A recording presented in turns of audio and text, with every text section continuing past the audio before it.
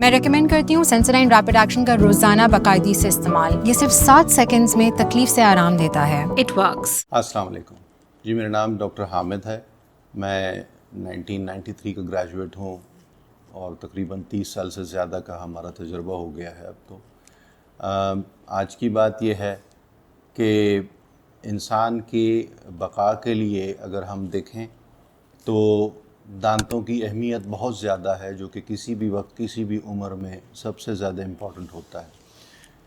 اس کو مد نظر رکھتے ہوئے جو سب سے پرائم فوکس ہے وہ اس کی ہائیجین ہے، کیونکہ اگر ہائیجین ٹھیک نہیں ہے تو کیلکولس بنے گا، اور کیلکولس سے کیریز بنے گا، اور کیریز سے پھر سرجری، اور پھر اس طرح کی تقریباً ہماری جتنی بھی بیماریاں ہیں وہ ایک دانت کے تھرو ایک انسان کو لگنے کا خطرہ ہوتا ہے.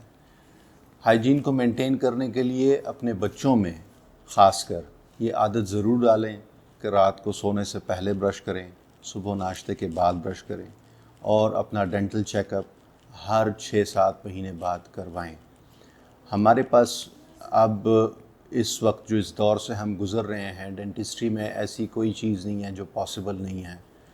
کیا دانت کو بچانے کا، یا اس کو لگانے کا، یا اس کو سیدھا کرنے کا، یا اس کی مختلف قسم کی امراض کو ٹریٹ کرنا کوئی مشکل بات نہیں ہے. صرف اگر بر وقت ہو جائے تو بہت ضروری ہے.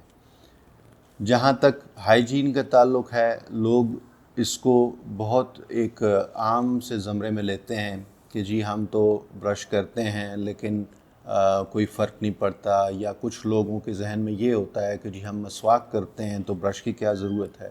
یہ ساری باتیں اپنی جگہ، لیکن ہم اگر دیکھیں کہ جتنی صفائی پہ ہم غور کرتے ہیں اپنے کپڑوں کے، اپنے جسم کی اور اجزاء پہ، تو دانتوں کا معاملہ جب آتا ہے تو اس میں تھوڑی سی ہم ایسے